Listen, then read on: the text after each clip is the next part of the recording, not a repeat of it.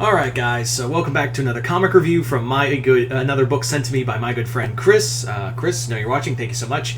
And today we're going to be talking about Basketful of Heads. This is from DC Black Label, and more specifically, this is from the Hill Comics. What are the Hill Comics, or I guess you could call it the Hill House Comics, whatever the hell they're calling it. Basically, this is a comic line written from Joe Hill, Stephen King's son, and you may be thinking, well, why is he called Joe Hill and not Joe King? Say his name really slowly when you say Joe King, and you'll understand. Anyway, so Basketful of Heads was one of the ones I was really interested in for this comic line, and I did take off the dust jacket. I think the hardcover really is way more beautiful. So, what is Basketful of Heads? Well, Basketful of Heads is basically a comic set in the 70s where a small coastal town is basically has a murder occur, but there's more to it than that. This focuses on a young girl named June Branch and her boyfriend who mysteriously disappears, and what happens is that June, during a home invasion, gets hold of a Nordic axe and decapitates the guy. Here's the kicker, though. He don't die. At least his head doesn't. So basically what this is that this Nordic axe can... essentially what it can do is keep the victim's head alive as the person's carrying around. So it's more like a revenge... It's very much like in the vein of like I Spit on Your Grave or Last House on the Left, but it has a magic element too. So yeah, it's pretty cool. It's a nice little also detective story, very much... this is very much a Joe Hill story. This is very much a typical Joe Hill story. If you watched The Black Phone or read the book or saw Nosferatu or read that book, this is definitely up your alley. This is very much a crime drama. This is very much like a Twin Peaks kind of story. It's actually, that's the perfect way to describe it, because this is like, it all kicks off with a murder of a young girl, and what happens is that it spirals into something more, and it's something more devious and darker, and there's this grandiose there's just kind of this kind of major scheme going on that the whole town is in on. It's very much like I said, this very much feels like a watered down version of Twin Peaks. For a comic that's really just 6 issues, it's pretty good. It's very well put I think it is a very well-paced book. I don't think... usually, sometimes I will come on here and be like, well, this felt like it was too short or too long. Nope. This was just right. This is, as to quote Baby Bear from Goldilocks, this was just right. And I really enjoyed it. I think it's a very well-done book. I can't show you the interior artwork, because it's pretty brutal. I literally cannot show you anything in here, because this Black Label got away with some shit. It's not like you're going to see Batwang or anything, but it's something. It's very much something, and this book,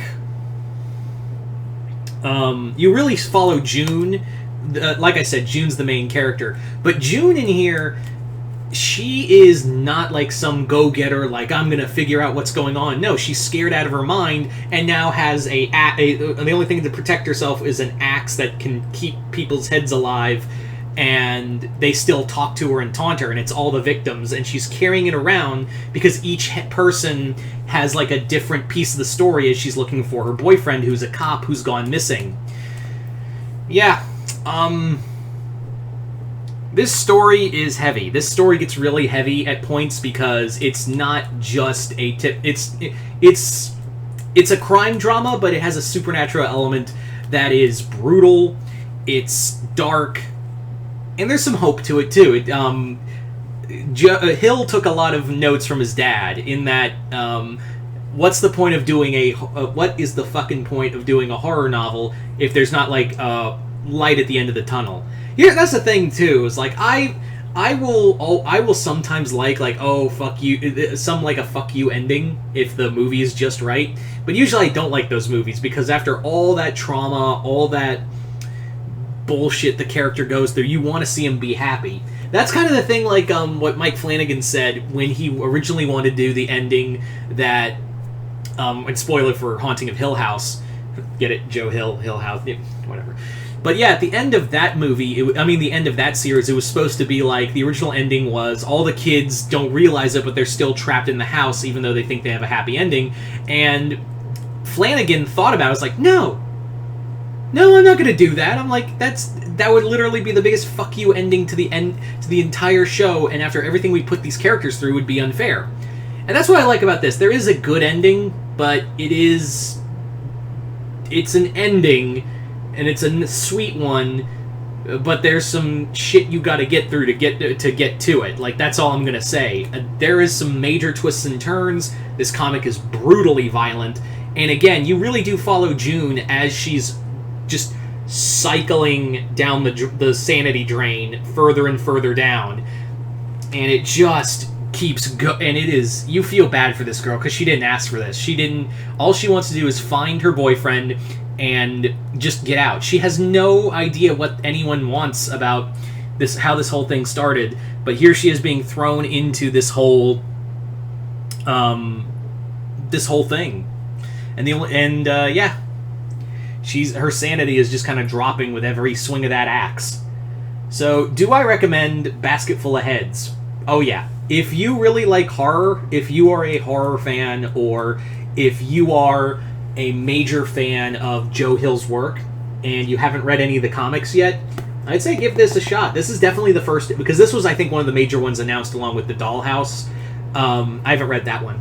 But this, I do really recommend. I do recommend it as a solid opener if you've just been reading Joe Hill books, or you just watched The Black Phone and was like, hey, I want to check out more Joe Hill stuff. Right here, buddy. Right here. So yeah, once again, I'd like to thank Chris for sending me this comic to review. Hope you all enjoyed it. Other than that, I'm Mr. Multiverse. I'll see you next time in the Multiverse.